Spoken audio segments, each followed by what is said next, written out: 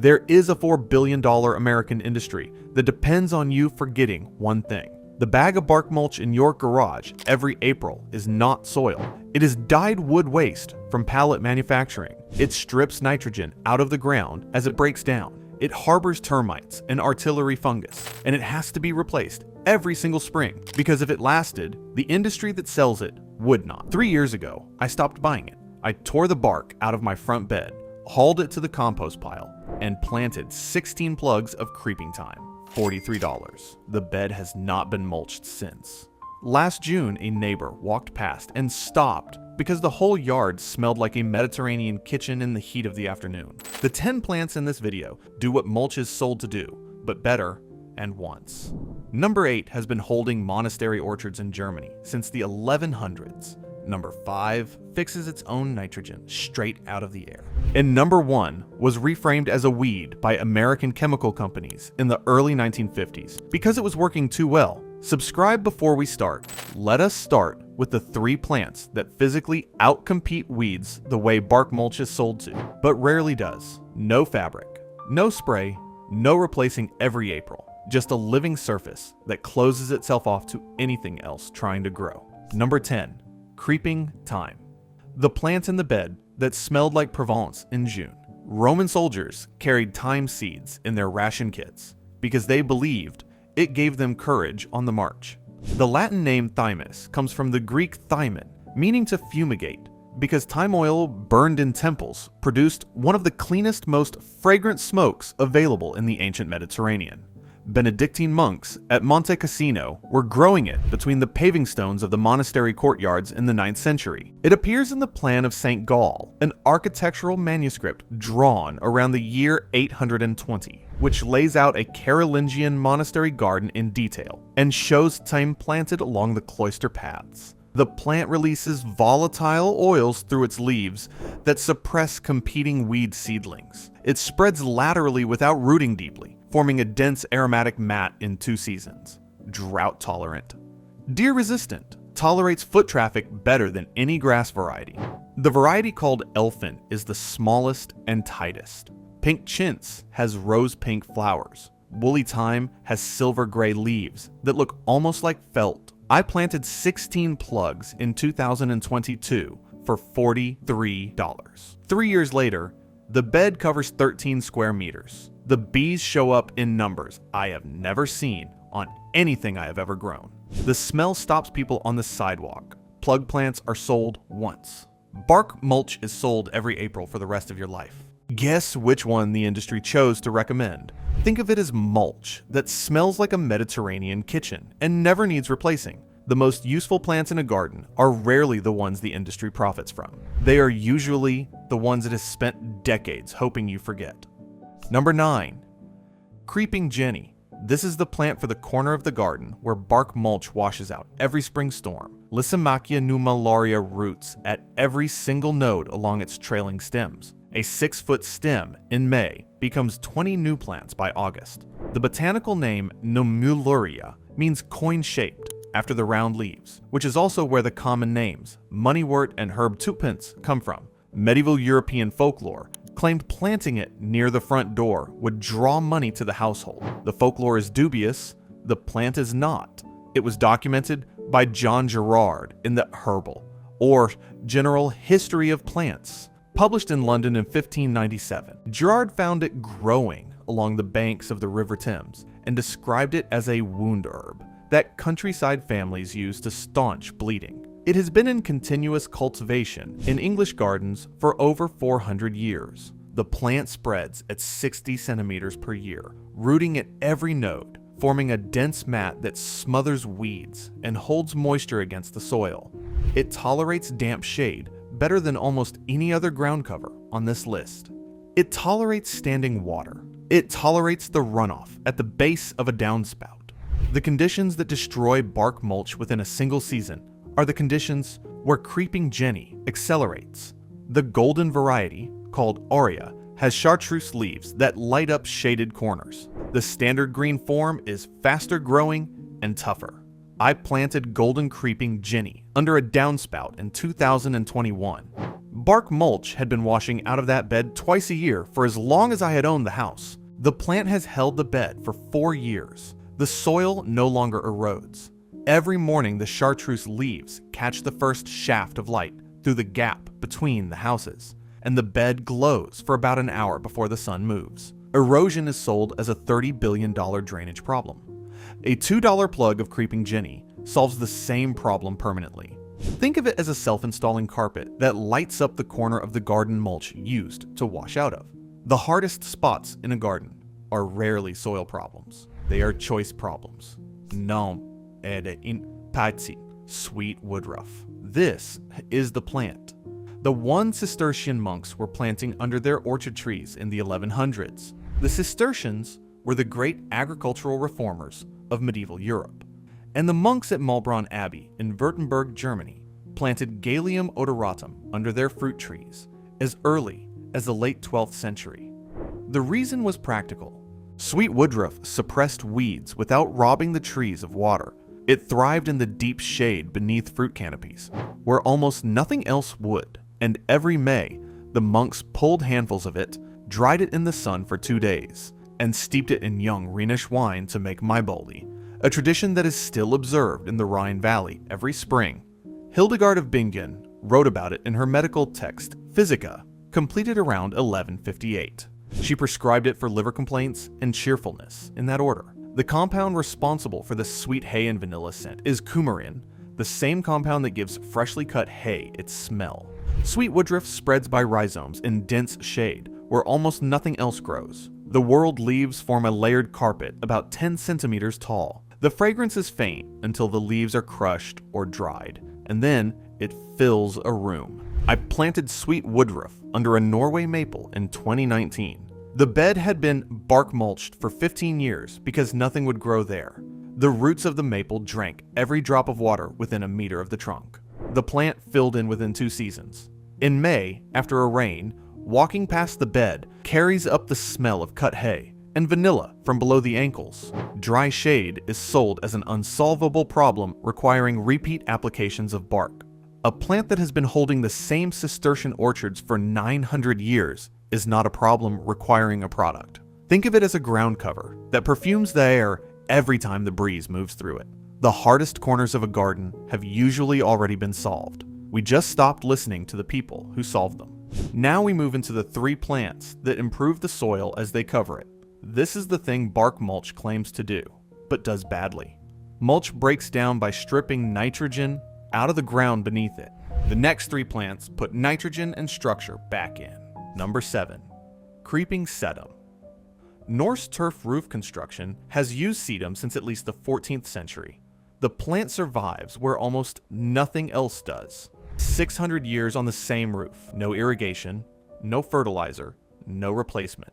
The plant evolved on bare rock in the dry, exposed crevices of European mountains, and it carries that toughness into every garden it ends up in. Roman physician Dioscorides documented sedum in De Materia Medica in the 1st century of the Common Era, and Pliny the Elder mentioned it growing on the rooftops of villas in Naturalis Historia. The plant has been used as living mulch in European gardens since before the words living mulch existed. Here is what makes it different from bark. Sedum stores water in its fleshy leaves and uses a unique photosynthetic pathway called CAM that loses almost no moisture during the day. Where bark mulch dries to powder on a hot, dry slope, sedum thickens and spreads. The leaf litter that drops as the plant grows breaks down into rich humus within a single season, building soil under the plant rather than depleting it. The variety, called Angelina, is golden chartreuse and turns orange in cold weather. Dragon's blood is red-purple. John Creech is the most foot traffic tolerant. I planted Angelina along a south-facing slope in 2020, where bark mulch had been baking to gray dust by July every summer. 3 years later, the slope is a sheet of gold and orange that holds soil through every storm. Soil tests showed the organic content increasing 2 seasons in a row. A plant that builds soil for free competes directly with the bagged amendment industry, which is a separate $10 billion market. Think of it as mulch that builds soil instead of borrowing from it. The most useful things in a garden are usually the ones that work both ways. They give while they take, and they take very little. Number 6. Ajuga. This plant suffocates weeds before they reach the soil. Ajuga reptans grow so densely that medieval English herbalists said no weed dared push through it. That phrase is not flowery exaggeration. It is the literal observation written by Nicholas Culpeper in his Complete Herbal, published in London in 1653, where he documented ajuga growing along the woodland banks of southern England, in mats so thick the ground beneath was invisible. The plant was also one of the standard wound herbs of the medieval European apothecary kit. The bruised leaves contain a compound called harpagide that helps stop bleeding, and traveling bishops carried sprigs of it ahead of building crews, so that workers had a styptic on hand by the time they arrived. That use gave the plant its other common name, carpenter's herb. It spreads aggressively by stolons, which are above ground runners that root wherever they touch soil. One plant becomes 10 in a single season. The glossy bronze, purple, or burgundy foliage holds color from spring through autumn, and the deep blue flower spikes in May feed bees for 3 weeks. The plant is evergreen in mild winters and semi-evergreen in cold ones. It never leaves bare soil exposed. The variety called black scallop has near black leaves with deeply scalloped edges. Burgundy glow is variegated cream, pink, and burgundy. Chocolate chip is a compact miniature for tighter spaces. My neighbor ripped out a 16-foot bark mulched border in 2021 and replaced it with black scallop ajuga. Within 2 seasons, the bed was a continuous mat of glossy near black leaves. He has not bought a bag of mulch since. He told me last spring that his back was the part of his body that thanked him most. Weed-suppressing landscape fabric is a $4 per square meter product that fails after 3 years and ends up as plastic trash in the soil. A flat of ajuga costs about the same and lasts forever. The fabric industry knows this. It just hopes you do not. Think of it as a ground cover that suffocates weeds before they ever reach soil. The best defense against weeds was never a chemical or a barrier. It was always a better plant. Number 5. White clover. A plant that fixes its own nitrogen out of thin air. A single square meter of established white clover pulls atmospheric nitrogen out of the air and converts it to a plant-usable form at a rate of roughly 2 grams per year. The conversion happens in tiny pink nodules on the clover roots, where a bacterium called Rhizobium leguminosarum lives in symbiosis with the plant. The bacterium does the chemical work. The clover provides the sugar and the home. The result is free fertilizer distributed through the soil, feeding every plant within a meter of the clover patch. White clover has been cultivated as a soil-building crop in European agriculture for over 2,000 years. Charlemagne required it across the Frankish Empire in the Capitulare de Villis, the estate decree issued in 795. Until the 1950s, it was a standard component of every commercial lawn seed mix in North America. Then, in 1945, an American chemical company released a new synthetic herbicide called 2,4-D. It killed clover. It also killed dandelions and most other broadleaf plants. To grow the market, the chemical industry ran a national advertising campaign through the early 1950s reframing clover as a weed. By 1965, it had been removed from most major lawn seed mixes. The plant did not fail. It was marketed out of existence. Use microclover for tight integration with grass. Dutch white is the standard medium leaf form. Crimson clover is an annual nitrogen fixer with deep red flowers that pollinators work harder than almost anything else. I overseeded white clover into a thin patch of front lawn in 2019. I have not fertilized that lawn since. The grass is greener than the neighbors, and his lawn care contract costs him about $700 a year. Synthetic nitrogen fertilizer is a $30 billion global market. A plant that does the same job for free is not a missed opportunity. It is a competitor that had to be eliminated. Think of it as fertilizer that plants itself. The most useful plants in a garden are usually the ones an industry had to convince you were a problem. If this is changing how you see the bag of mulch in your garage, hit subscribe and the bell. Number 1 is the plant. The chemical industry could not delete completely. We are getting close. Now, we move into the 4 plants that look better than mulch instead of just functioning like it. Mulch is a brown stripe. These are textures, colors, scents, and shapes that make a bed look like somebody actually thought about it. Number 4. Lamb's ear. Medieval European battlefield surgeons used the leaves of this plant as field bandages. Stachys byzantina has leaves so densely covered in silver fuzz that they are absorbent, mildly antibacterial, and clean to the touch. The fuzz contains a compound called statidrine that inhibits bacterial growth. The plant was carried in surgeons' kits across the Crimean War in the 1850s and was still being used in field hospitals. During the American Civil War a decade later, soldiers called it woundwort. The name stuck for over a century. The plant came out of the Caucasus and Iran. It first reached Europe in the 1600s and was planted at the Palace of Versailles in the gardens, designed by André Lenotte between 1661 and 1680. The silver hairs reflect heat and trap moisture against the leaf surface, allowing it to thrive in the dry, full sun, where bark mulch dries to dust. It spreads slowly by basal rosettes, forming a soft silver carpet about 15 centimeters tall that glows almost white in moonlight. The variety called Helene von Stein, also sold as big ears, has enormous leaves and rarely flowers, which means all the plant's energy goes into producing more silver. Silver carpet is the most uniform spreader. Cotton boll has tight white flower spikes that look like the cotton plant's namesake. I planted big ears along a south-facing walkway in 2020. The bark mulch had been baking to gray by July every summer. 3 years later, the lamb's ear has spread into a continuous silver ribbon 4 meters long. On full moon nights in summer, the entire walkway glows. It disappeared from mainstream landscaping because silver ground covers are not photogenic in a sales catalog. The leaves do not jump off the page the way a flowering annual does. Bark mulch photographs darker and more uniform. The marketing won. Think of it as mulch that glows in the moonlight. The most beautiful things in a garden are rarely the ones that show well in a photograph. They are the ones you have to be there for. Number 3. Creeping phlox. A mature stand of creeping phlox in mid-spring is so dense with flowers that the foliage beneath it disappears entirely. From a distance, it looks like somebody poured paint across the ground. Pink, white, lavender, magenta, or scarlet depending on the variety. The color is so saturated that drivers on country roads slow down to look at it. The plant flowers for about 3 weeks in April and May, and the rest of the year, the evergreen needle-like foliage forms a dense weed-suppressing mat that holds soil on slopes that bark mulch washes off in the first heavy rain. Phlox subulata is native to the rocky outcrops of the Appalachian Mountains. Cherokee communities in present-day North Carolina and Tennessee used related phlox species medicinally for centuries before any European saw them.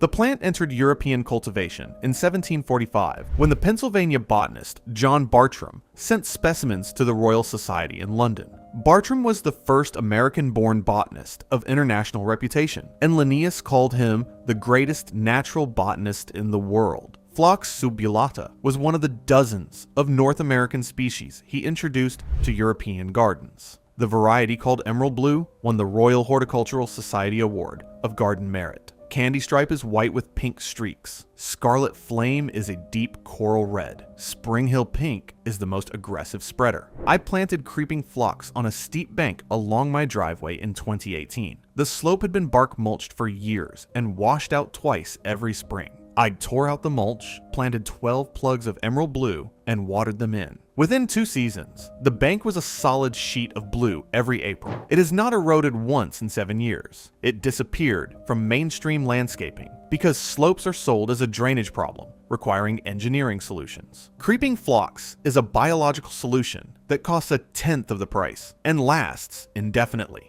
Think of it as a sheet of paint that holds the hill up. The places we find hardest to manage are usually the places we have been told are hardest to manage. The plants that solve them have been solving them all along. Number 2. Vinca minor. There are stands of vinca in old French churchyards growing in the same soil that Roman soldiers planted them in. The Romans planted vinca minor on graves because it stayed evergreen and was thought to symbolize eternal life. The plant has been in continuous documented cultivation in European gardens for over 1500 years. Pliny the Elder wrote about it in Naturalis Historia in the 1st century. Albertus Magnus, the 13th century German bishop and natural philosopher, documented its supposed magical properties in his treatise De Vegetabilibus, published around 1250. The English name vinca comes from the Latin vincere, which means to bind, because the long trailing stems were used to weave funeral wreaths in medieval France and Italy. The mechanism is simple. Vinca is evergreen. It roots at every node along its trailing stems. It forms a dense, weed-proof mat that holds against the two conditions that defeat almost every other ground cover: deep shade, dry root competition from large trees. The conditions that destroy bark mulch within a single season are the conditions where vinca thrives. The blue-violet flowers in April and May are a small bonus on top of a plant that was already doing the job.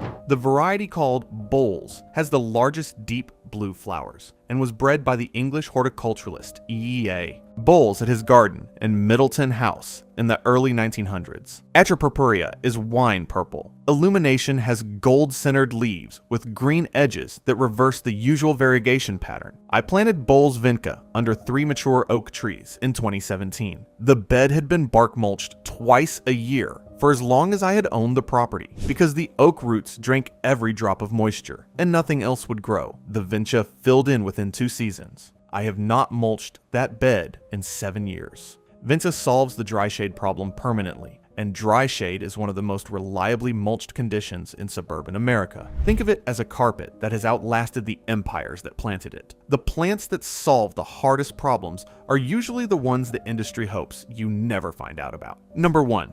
Dutch white clover, meadow mix. Until the 1950s, every commercial lawn seed mix sold in America contained Dutch white clover. It was not optional. It was not a niche product. It was a required ingredient. The first commercial grass seed sold in colonial America in 1780 was a clover and grass blend. Gardeners had observed for over a century that lawns with clover stayed greener through summer drought, suffered less insect damage, and grew thicker than grass alone. Nobody knew why until the late 1800s, when scientists finally identified the nitrogen-fixing bacteria living in the root nodules. The clover was feeding the grass for free for 200 years. Then 2,4-D arrived. 2,4-D is a synthetic broadleaf herbicide developed during the Second World War and released for civilian agricultural use in 1945. It killed dandelions. It also killed clover. American chemical companies, sitting on enormous wartime production capacity and looking for new consumer markets, ran a coordinated advertising campaign through the early 1950s, reframing clover as a weed. The campaigns ran in American Home Magazine, Better Homes and Gardens, and Sunset. By the late 1950s, every major commercial seed company had quietly removed clover from its premium lawn mixes. By the 1960s, an entire generation of American homeowners had been taught that clover was a problem. A clover meadow mix combines Dutch white clover, a small leaf microclover for tighter integration, and a low mow fescue blend. The mix self-seeds, fixes its own nitrogen, suppresses weeds, supports pollinators, stays green through drought when the grass beside it has gone dormant. A single planting lasts indefinitely. I converted half my back lawn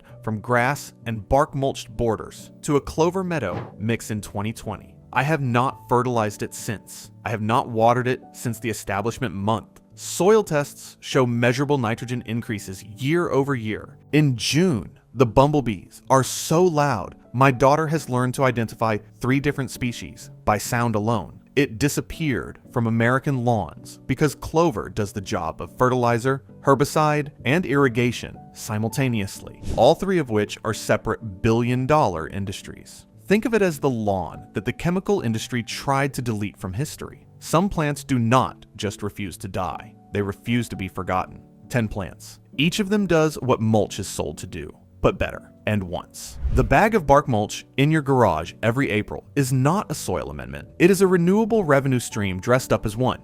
It strips nitrogen from the ground. It harbors pests. It washes out of every slope it is applied to, and it has to be replaced every spring, because if it lasted, the industry that sells it would not. The ground beneath your feet was never meant to be sterile, dyed, and replaced every year. It was meant to be alive. Which one are you starting with? Drop it in the comments. Subscribe for the rest. The garden was never meant to be this much work. We just kept buying the things that made it harder.